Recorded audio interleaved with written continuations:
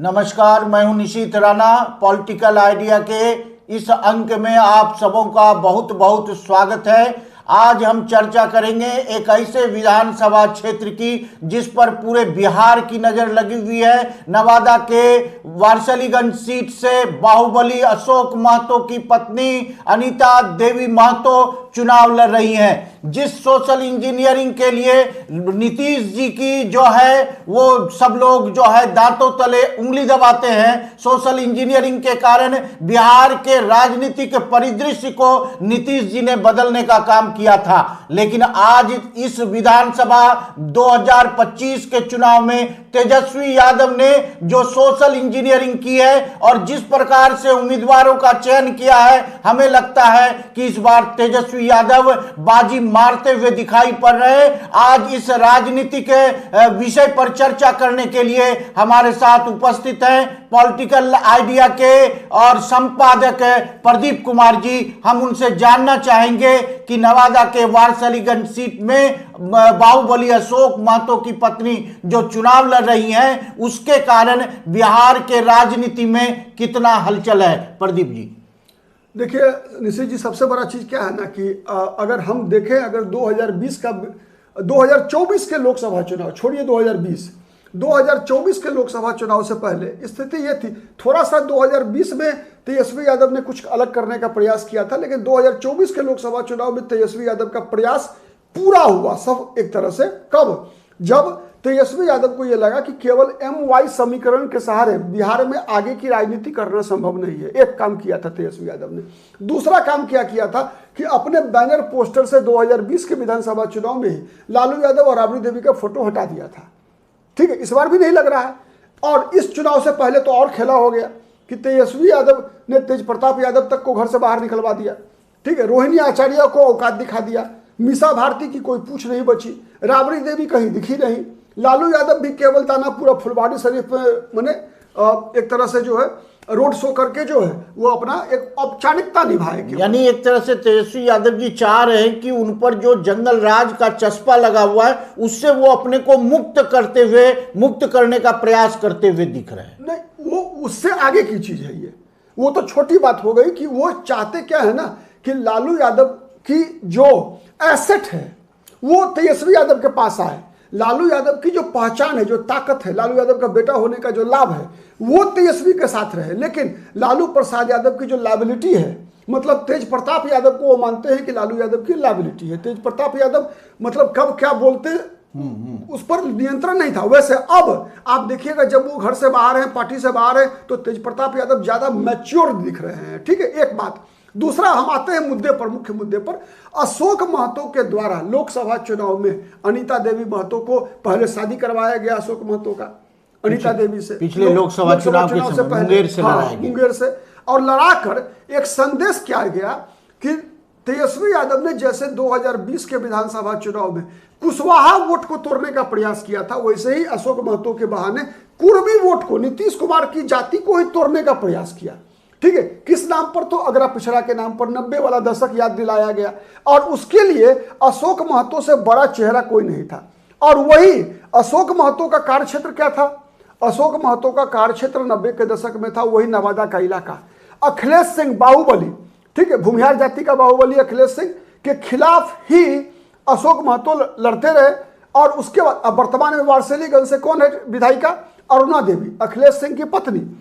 तो अखिलेश सिंह की पत्नी भूमिहार जाति के बाहुबली के खिलाफ अशोक महतो, कुर्मी जाति के बाहुबली की पत्नी अनीता देवी महतो को खड़ा करना, मतलब सीधा था। जो खेला लोकसभा चुनाव में मुंगेर में करने का प्रयास था कि सवर्ण भूमिहार लल्लन सिंह के खिलाफ कुर्मी जाति का अनीता देवी महतो को खड़ा करके जो अगरा पिछड़ा कराने का प्रयास लोकसभा चुनाव में था, वही प्रयास फिर से वारसलीगंज में करने का प्रयास है। एक चीज याद रखिए। दूसरा, आप कहिए कि मुंगेर में तो जीत नहीं पाए, तो प्रयास असफल हो गया तेजस्वी यादव का। आपको लग सकता है, कई लोगों को लगता है, लेकिन ऐसा नहीं है, इतना सीमित नहीं है। एक सीट हारना और लेकिन उसके अगल बगल कितना सीट पर असर पड़ा उसका, ये देखिए। उसका चुनावी प्रभाव पड़ा। हाँ, अशोक महतो के तेजस्वी यादव के साइड में खड़ा रहने से केवल पाटलिपुत्रा में रामकृपाल यादव की हार हो गई। ठीक है, चूंकि पाटलिपुत्रा लोकसभा सीट पर यहाँ पर जो है कुर्मी जाति की अच्छी खासी संख्या है। फुलवाड़ी विधानसभा सीट पे, दानापुर विधानसभा क्षेत्र में कुर्मी जाति की अच्छी संख्या है, और कुर्मी जाति के लोगों ने अशोक महतो के नाम पे आरजेडी का समर्थन किया। अशोक महतो जी यहाँ पर रोड शो भी किए रोड थे, शो भी घूमने किए। का भी हाँ, काम हाँ, किए थे। ठीक है। पाटलिपुत्रा क्षेत्र में अशोक महतो ने बहुत प्रयास किया था हाँ। पिछले लोकसभा तो चुनाव में। उसका फायदा मिला किसको? मीसा भारती को। ठीक है, मतलब मुंगेर में नहीं मिला, लेकिन पाटलिपुत्रा में तो मिला। मुंगेर में नहीं मिला। पाटलिपुत्रा जैसे महत्वपूर्ण सीट पर जो है राजद का कब्जा हुआ। उतना ही नहीं, आप चलिए सासाराम वगैरह में, रोहतास में कोयनी कुर्मी का संख्या आबादी है, ठीक है, वहां पर भी जो है अशोक महतो का प्रभाव पड़ा। मतलब नीतीश कुमार की अपनी जाति को ही, तेजस्वी यादव नीतीश कुमार की जाति को भी तोड़ने का प्रयास किया, ठीक है, और कुछ हद तक सफल भी रहे। ठीक, अब इतना बड़ा जो स्टॉलवर्ट है नीतीश कुमार, बिहार में अब तक नीतीश कुमार से बड़ा कद किसी का नहीं हुआ, 20 वर्ष का मुख्यमंत्री। अब इससे बड़ा उपलब्धि क्या होगा? तो इतना आसान थोड़े है कि नीतीश कुमार के पैर के जमीन नीचे से जमीन खींच लेना, लेकिन उसमें मैंने एक तरह से सेंधमारी भी कर लेना अशोक महतो के लिए एक बड़ी उपलब्धि थी।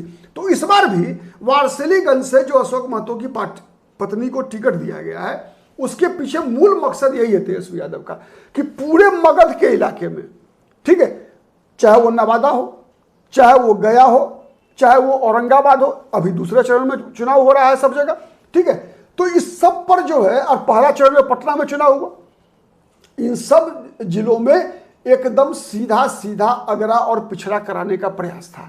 ठीक है, आरजेडी के उम्मीदवार लड़ रहे हैं नालंदा से, नालंदा जिले में 3-4 सीट पर है, ठीक है, तो वहां भी आप देखिए 3 सीट पर है आरजेडी का उम्मीदवार, ठीक है, तो वहां भी जो है उसका असर पड़ा है, ऐसा नहीं है। क्योंकि देखिए नीतीश कुमार की अपनी पहचान है, लेकिन कई बार आप देखेंगे कि उत्तेजना पैदा करने वाली भाषा से जो समाज का युवा वर्ग है, ठीक है, वो हर जगह प्रभावित हो जाता है। तो अशोक महतो की अब मान लीजिए भाषणबाजी है, अगरा पिछड़ा वाला बयान है, भूरा बाल 7 करोड़ वाला बयान आया था अशोक महतो का, याद होगा आपको, पीछे का जो इतिहास है। हाँ हाँ, तो वो इतिहास जो है, जब बंदूकें गर्जा करती थी भूमिहार और कुर्मी के बीच नवादा के जंगलों में, ठीक है, तो उसकी परछाई तो पड़ ही रही है ना। ठीक है, सीधे तौर पर कह सकते हैं कि नीतीश जी के वोट बैंक में जो है सेंध मारने का प्रयास किया। तो केवल वारसिलीगंज निशाने पर नहीं है अशोक महतो या उस अशोक महतो की पत्नी के कारण, ठीक है, वो सीधा है कि ये जो इलाका है मगध का, शाहाबाद का, पटना प्रमंडल का, ये जो इलाका है, इस इलाके में अशोक महतो के बहाने तेजस्वी यादव का प्रयास है कि अगरा और पिछड़ा का माहौल क्रिएट किया जाए, जिससे कि आप याद किए लालू यादव का दौर, लालू यादव की जो जीत हुआ करती थी, जब स्वर्ण युग था लालू यादव का, लालू यादव की पहचान क्या थी? यादव नेता का नहीं था। नहीं, उस समय तो माई समीकरण के अलावे पिछड़ी जातियां गोलबंद हुआ करती थी लालू जी के पेज। और हमको लगता है कि इस चुनाव में तेजस्वी यादव ने माई समीकरण से बाहर निकल करके उसी पिछड़ी जाति के वोट बैंक को गोलबंद करने का एक तरह से और सफल किया है, और सफल भी हुए हैं। मैं बताऊं आपको, कुशवाहा जाति और कुर्मी जाति लव कुश के वोट बैंक में सेंधमारी तो किया ही है, ठीक है, इसमें कोई दो मत नहीं है। हमको तो कई बार लगता है, आप देखिए, अगर आंकड़े जब फाइनल परिणाम आएंगे 14 को, तब हम बात करेंगे इस पर, लेकिन मुझे तो लगता है कि अब जब मतदान खत्म होने वाला है दूसरे चरण का भी, तब मैं अंदर से आवाज आ रही है क्या कि उपेंद्र कुशवाहा और सम्राट चौधरी दोनों फेल किए हैं। यानी कुशवाहा वोट बैंक में बिखराव स्पष्ट दिख रहा है। मतलब ये ऐसा नहीं है कि सम्राट चौधरी बीजेपी के बड़े नेता हैं तो सम्राट चौधरी के नाम पर कुशवाहा बीजेपी को वोट दे रहा है, जैसे लालू यादव के नाम पर जो है, तेजस्वी यादव के नाम पर यादव जाति वोट करती है, या नीतीश कुमार के नाम पर कुर्मी जाति वोट करती है। वैसा ही ऐसा कुछ कहीं नहीं दिखा है कि कुशवाहा जाति के लोग एनडीए को वोट कर रहे हो इसलिए कि कुशवाहा के उपेंद्र कुशवाहा और सम्राट चौधरी बीजेपी और एनडीए के साथ हैं। यानी सम्राट चौधरी को आगे करके जो निशाना साधने का कोशिश किया गया था, एक तरह से भाजपा का वो बुरी तरह से विफल होता हुआ दिखाई पड़ा। निश्चित रूप से, और आंकड़े इस बात को प्रमाणित करेंगे। 14 तारीख को हम लोग इस पर विस्तृत से बातचीत करेंगे इस पर, ठीक है, कि उपेंद्र कुशवाहा और सम्राट चौधरी एनडीए के लिए कारगर हुए या एनडीए के लिए इस बार फ्लॉप हुए। ठीक है, विस्तार से चर्चा करेंगे। 14 तारीख को परिणाम आने दीजिए। नहीं, चलिए इस अंक में इतना ही, और पॉलिटिकल आइडिया हमेशा प्रयास करती है निष्पक्ष पत्रकारिता के साथ सटीक राजनीतिक विश्लेषण करने का। और हमारा प्रोत्साहन करें, शेयर करें, लाइक करें, सब्सक्राइब करें। धन्यवाद, नमस्कार। नमस्कार।